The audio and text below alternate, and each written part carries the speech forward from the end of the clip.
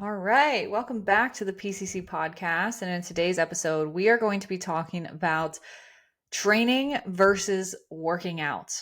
Okay, this might confuse you a little bit, but I promise you, once you listen to this episode, you will realize so many mistakes that you are making in the gym. If you're already working out, you're already exercising your body. This is going to help you to unlock the next layer of success and what kind of an impact this can make.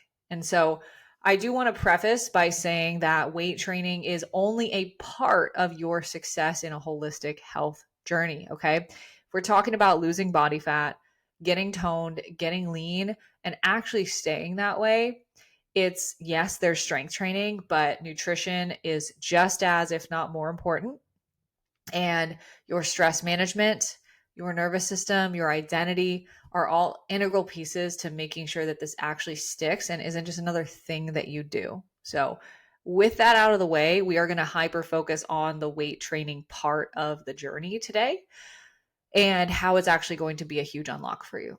So, honestly, it wasn't until I realized this distinction, training versus working out, that I finally got better results. I spent a lot of my life working out because I was an athlete. I played volleyball growing up. I played almost every sport growing up, actually. And it was really fun and I liked working out. And it wasn't until I really understood what training was that I actually saw things like my abs start to have some lines in them, or my arms start to have some lines in them, or my glutes start to get actually bigger and things like that.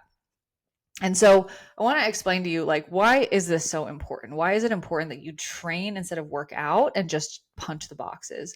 Because some of the areas that I've seen this make the biggest difference are especially towards the end of a fat loss journey, or when you're really trying to lock in maintaining the progress that you've made. Because when you diet and when you lose body fat, you're losing literal weight off your body, right? And so your body gets physically smaller. And when your body gets smaller, it requires less energy to run, right? And so this is what's called metabolic adaptation. Your metabolism adapts to how much energy it takes to run your physical body. And when you diet, you're reducing your calories. And then when you're done dieting, you bring your calories back up with a reverse diet, right? This is a critical piece of making sure that you actually sustain your results. But you can't just increase your calories and expect your body to stay the same. There is a small degree of metabolic adaptation that comes just from the volume of food that you eat, that your metabolism adapts to what you're eating. But what a lot of people, and honestly, what makes me really sad is what a lot of coaches miss in this industry is how important weight training is in this season of post weight loss, trying to maintain it and actually being able to do so at a food intake that is reasonable and not regaining weight. So this is a huge part where it's really integral, and it's also really integral just everywhere for general health to be training versus working out, because once we pass the age of 35 as women, our muscle mass will decline on a year by year basis if we do not stay proactive about it, and just working out typically doesn't cut it. Okay. And where else is it important? I would say just anytime progress is sticky. This is a variable that's quite often overlooked.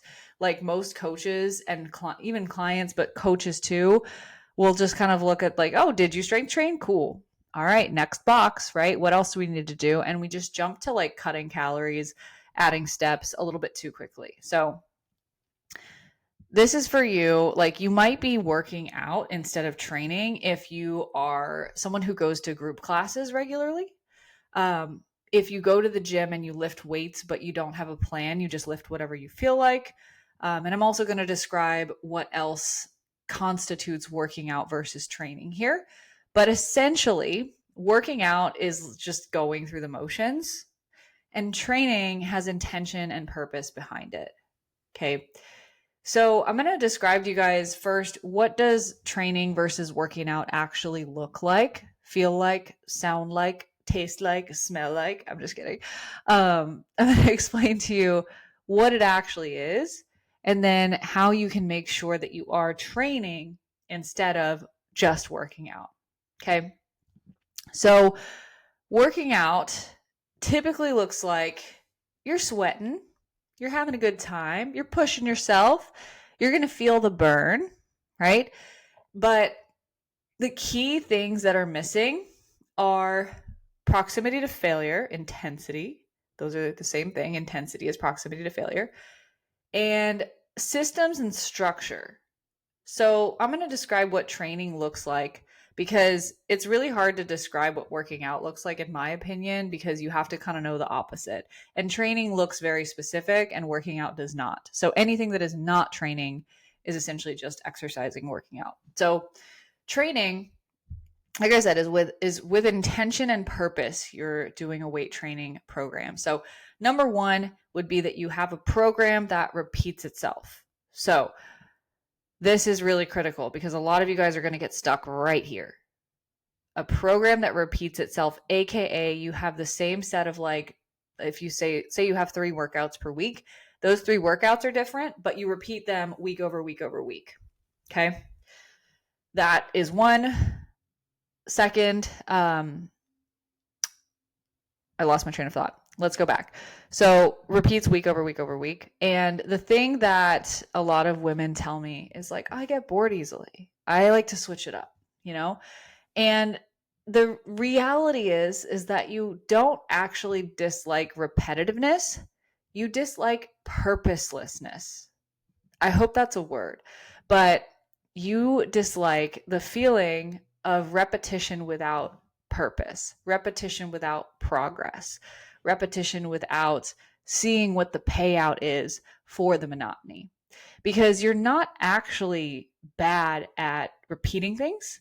You're actually really good at repeating things. Like the type of person that we work with, the high achiever in every area of their life, you know, you've had to repeat so many things in your life to get the success that you wanted to. If you played sports, you repeated the same drills of the same movements to master whatever it was so you could go play college ball or get the scholarship or, you know, play at the highest level.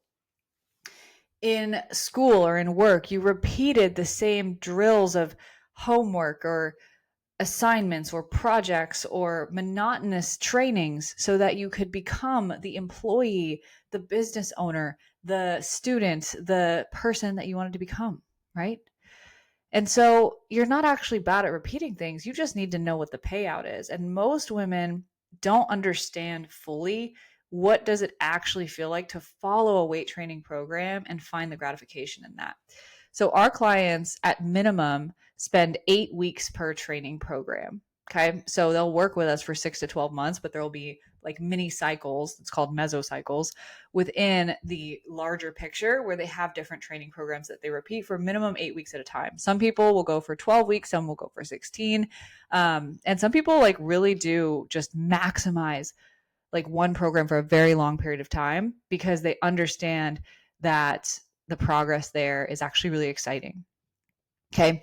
And so the reason that it's exciting instead of boring is because you're actually playing a game with yourself every week. When you're training, you're looking at what did I do last week and how can I get better by 1 rep or 2 reps or 5 pounds?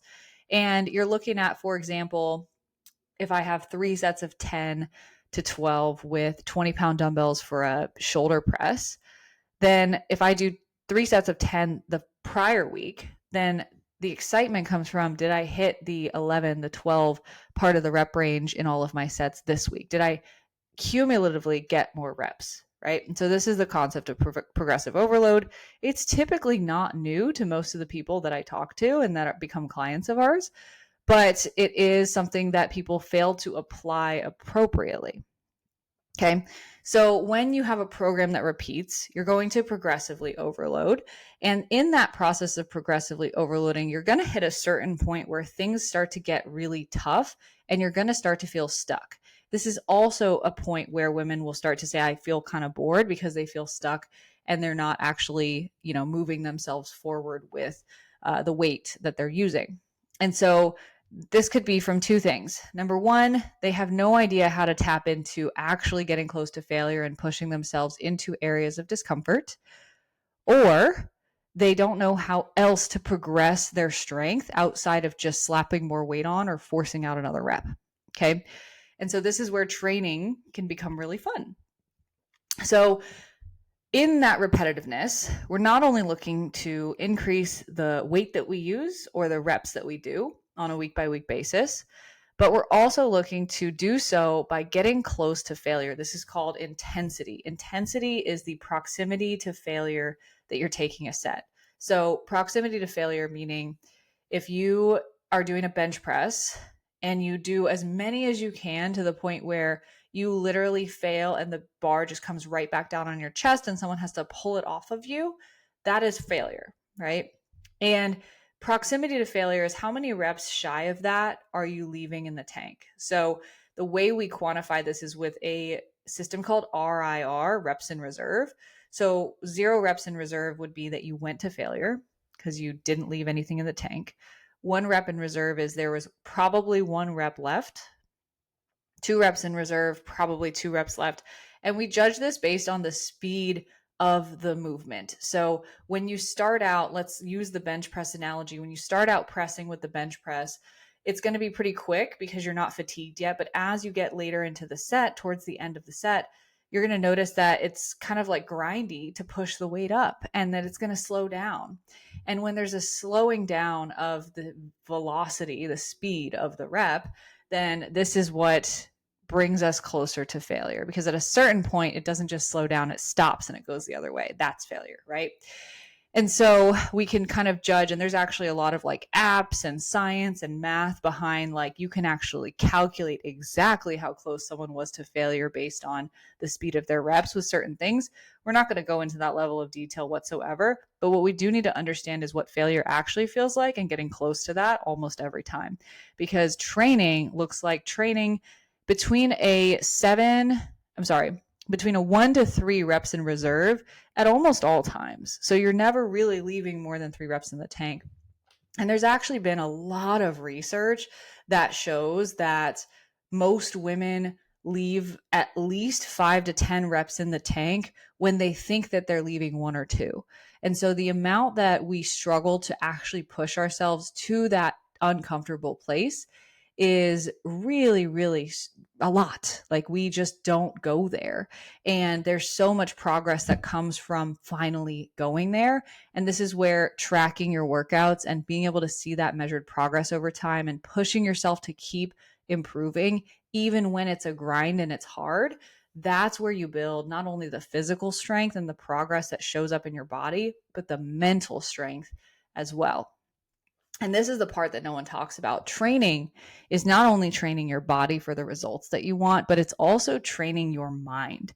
So some of my clients who are doing the absolute best in the gym, they've started to come to me with like a certain amount of anxiety over doing some of their bigger movements, like a Bulgarian split squat, a hip thrust, a back squat, a bench press. They start to get actually nervous about the set that's coming up. And so they'll like, and sometimes this is the reason why like being at the gym can take them a little bit longer, is like they're like overthinking it almost, right? They're like, oh my gosh, this is going to hurt. This is going to be painful. I don't know if I can get that extra rep, right? And I want to reframe that because this is actually a very important part of the training process. This is symbolic. The anxiety that you feel, the resistance that you feel towards actually pushing yourself to the degree that you need to, is symbolic to you becoming comfortable with discomfort, to you actually embracing the fact that overcoming the resistance of doing that set every single time is proving to yourself that you are someone that follows through even when it's hard, or you have resistance, or you have anxiety, or your mind is making up stories as to why you shouldn't. And that's why strength training is so empowering beyond the body. It's in the mind. This is the transformation that all the gym gurus and influencers talk about, is like strength training really built my confidence. Why? It wasn't because their body got all hot all of a sudden. It was because of what happened in their mind. Okay. And so with all of that, you can see that training requires a program, requires repetitiveness, requires proximity to failure, requires overcoming that discomfort, And therefore, with all of that requires focus and intention. It's not just going through the motions, right? In addition, improving your form is another way of making sure that you are getting the most out of your reps. So improving your form and mind muscle connection are also two underrated pieces of this. I do have another episode somewhere in our bank of episodes here on advanced training techniques where we talk a little bit more about quality of range of motion and mind muscle connection. If you're into learning more about this, it's there. Just got to scroll a little bit. But it's important to also recognize that sometimes like you will actually be capped out on the amount of reps that you can do. And at this point, it's not going to be helpful for you to risk injury and just go harder. This is where progressive overload can also look like improving the quality of the rep in terms of form or range of motion. So for example, in a squat, being able to go a little bit deeper, or controlling the motion more instead of letting the weight control you, having more control over it.